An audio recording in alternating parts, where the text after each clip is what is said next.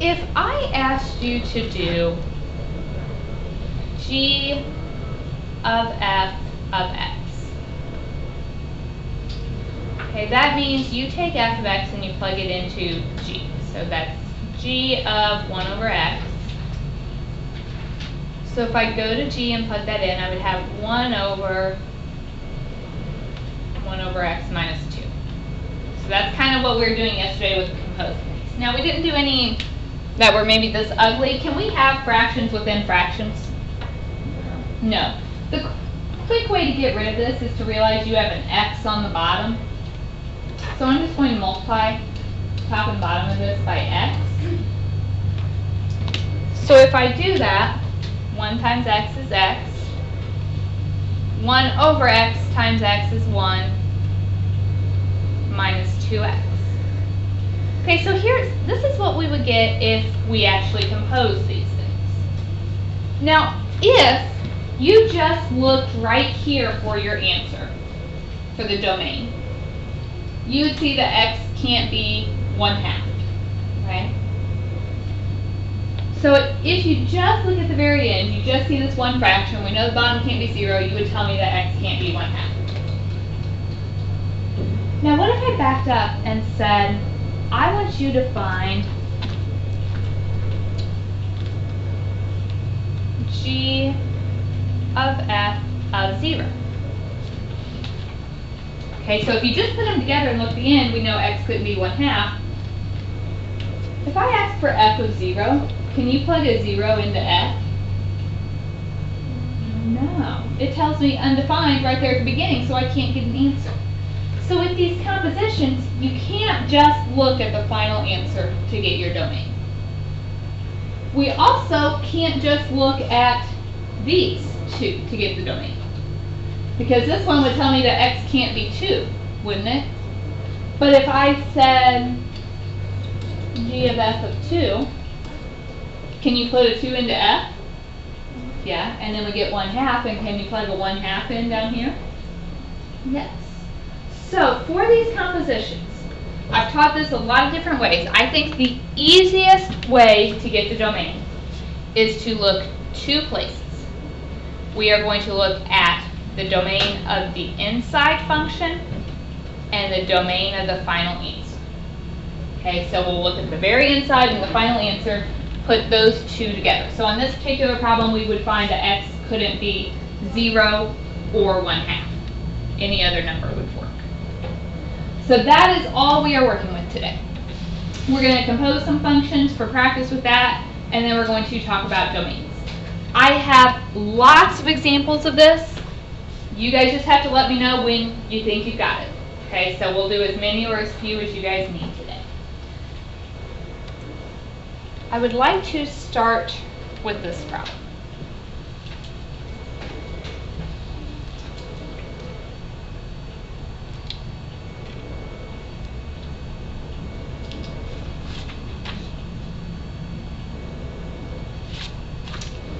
So f of x is x squared plus 3x minus 1.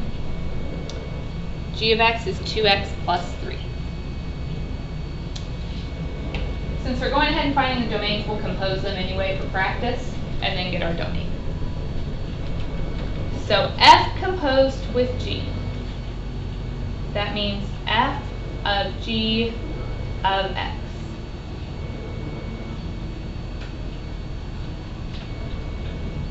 G of x is 2x plus 3. So we're going to plug that into f. So that becomes 2x plus 3 squared plus 3 times 2x plus 3 minus 1. Okay, so far this is just what we were doing yesterday. Is everybody with me here? We can clean this up a bit. 2x plus 3 squared means you have 2 of them.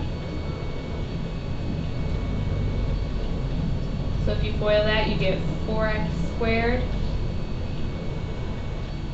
plus 6x plus 6x plus 9. Here, if we distribute the 3, we get 6x plus 9, and then we have our minus 1. So final piece, combine like terms. So we have a 4x squared plus 18x plus 17. For the domain, you look two places. We look at the final answer, and we look at the inside function. And we have to take each of those two domains and put them together. Talking about the inside function, g of x was 2x plus 3. Does that have a fraction? Does it have a square root?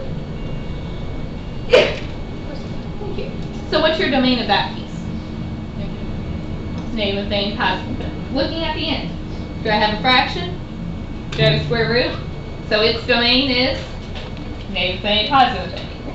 So overall, my domain is negative infinity to positive infinity.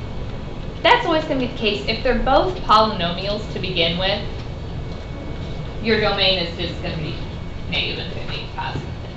Yes, ma'am? So if there was like two different ones, so if one didn't have a fraction or something, it would be like union? Yes. Alright, why don't you guys try the reverse? I want you to do G composed with F and its domain.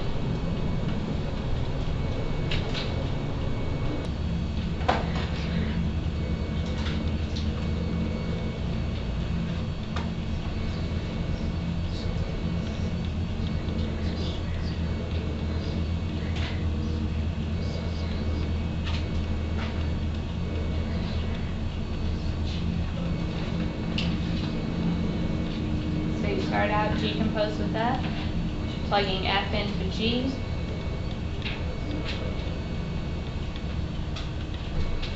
So you got 2x squared plus 6x plus 1. Okay, domain. We look two places.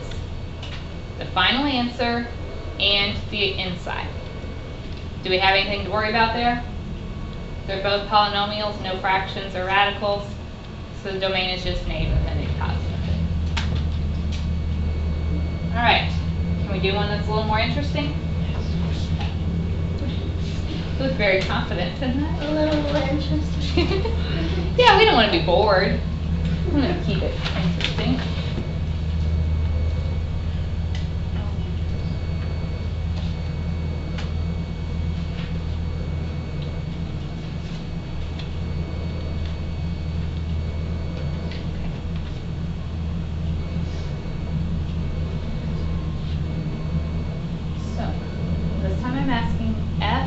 Composed with G. So F of G of X. Start on the inside. G is 4 over X minus 1. You're going to put that into F. So F is 1 over the thing we're plugging in with a plus 2 on the end.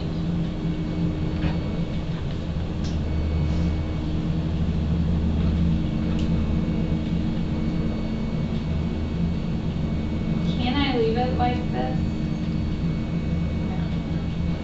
No. Probably the easiest way to deal with this problem is just to multiply by that term. So I have an x minus 1 on the bottom, so I'm just going to take top and bottom of this fraction times x minus 1.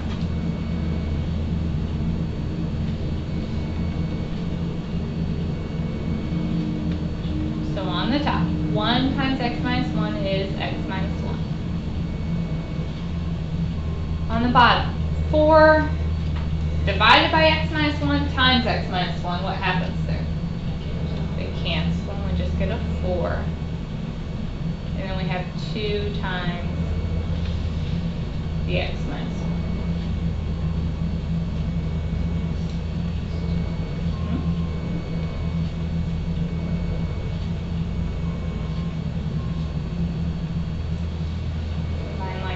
So we get x minus 1 over a 2x plus g.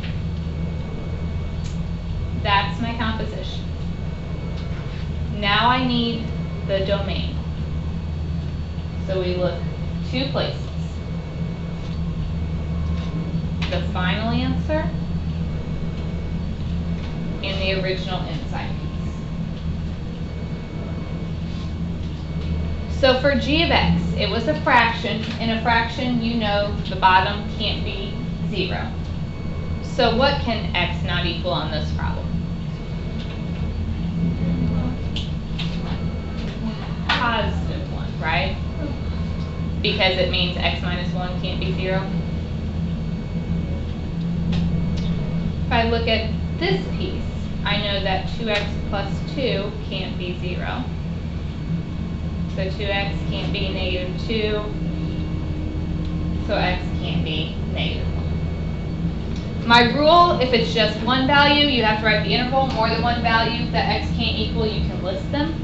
So our domain, x cannot be positive or negative 1.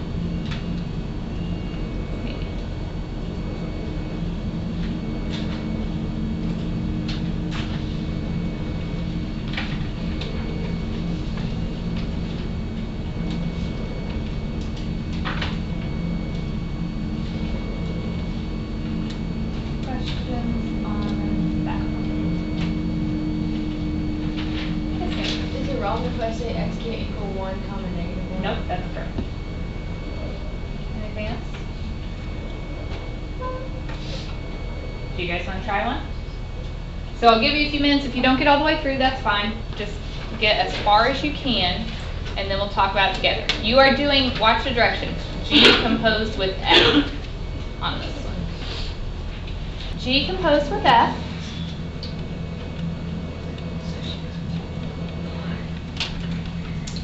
So if you plug in F, that's 3 over x minus 1. So that gives you 2 over 3 over x minus 1. You guys all multiplied by your x minus 1 on top and bottom. That cancels, so you got 2x minus 2 over 3. So that's the composition. So the domain, we look 2 places. Here, my denominator is 3. Does 3 ever equal 0? No, so we don't have to worry about that. Here, this inside, I know that x minus 1 can't be 0, so x can't be 1. So my overall domain, the only thing x can't be is 1. So you could tell me negative infinity to 1, union 1 to infinity.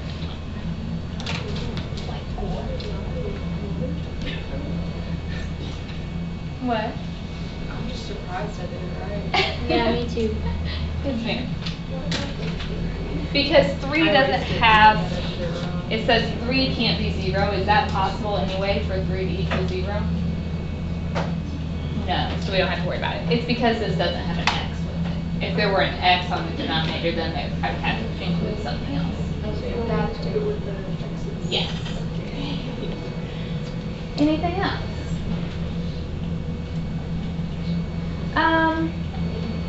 We're going to do at least one more, maybe a couple more if we need to. So let's do, I'm going to go to this one. So I threw a radical in this time.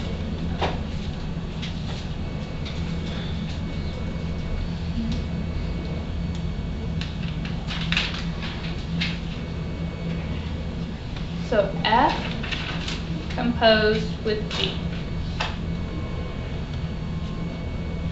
So that's F of 2 over x.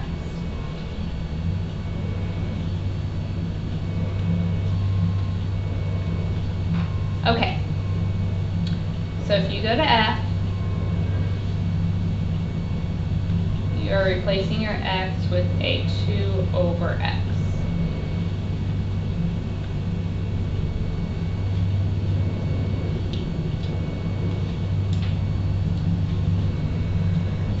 Okay. Let's talk about what we could do right here. Typically, we don't leave a fraction in the denominator. Let's get a common denominator and put these things together. We've done that before. This is like a 2 over 1. What would I need to multiply it by so they were a common denominator? X. get square root of 2 plus 2x all over x.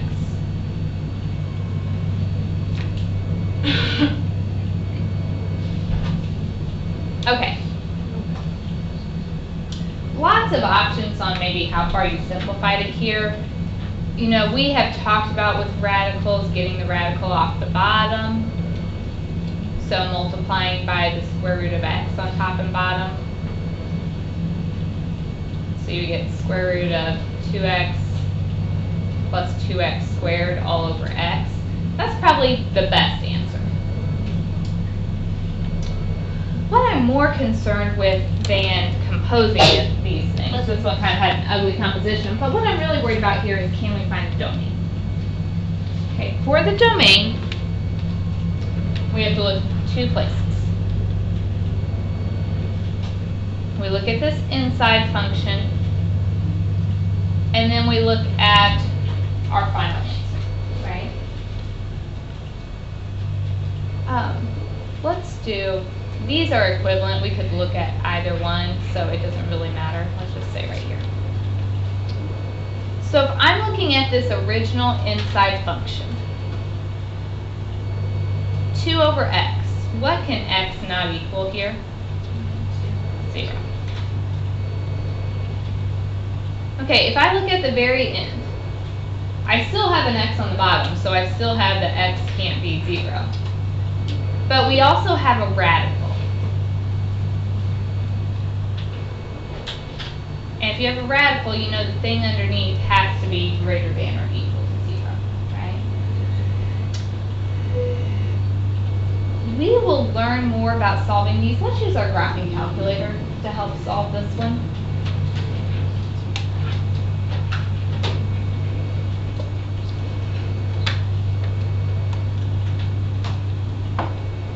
So let's graph 2x plus 2x squared.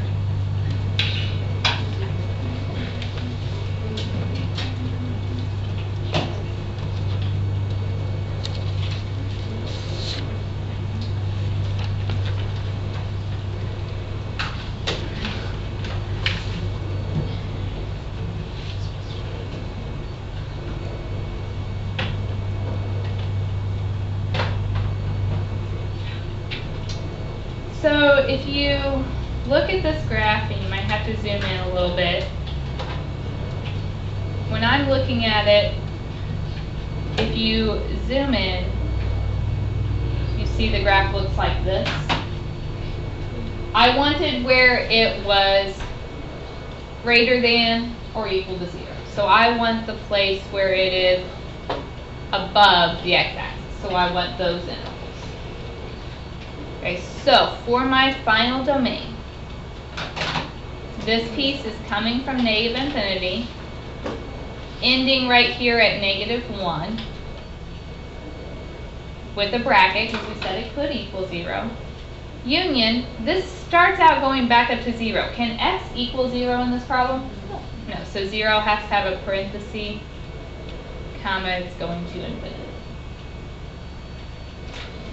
Wait, why doesn't, oh, does x be 0? Right, because we already said up here that it couldn't be 0. So that one was a little bit uglier. We had to resort to our calculator to kind of tell where it was positive, but we were still able to get to our answer there. Okay, yes ma'am.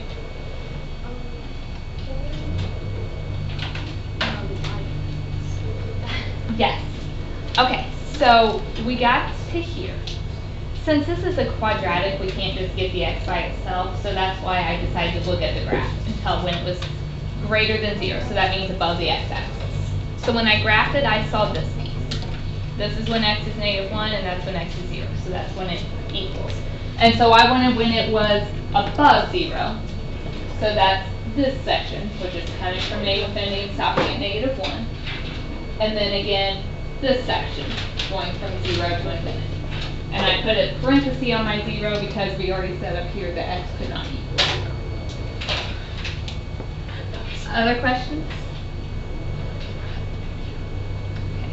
Should we be able to finish the math ourselves? Yes. Now I've taught you everything you need to do the math Excel. so you have everything to finish that. All right. What I want to do now, I'm going to put 2 of these problems up here that I want you to add onto your handout from yesterday. And then I'll give you time to work those, ask a question if you get stuck on anything, and then we will grade that. If you finish these 2 problems while you're waiting on me before we grade, go ahead and work on your Math Excel. You don't just have to sit and stare at the wall. So these are your 2 problems added to the homework from yesterday.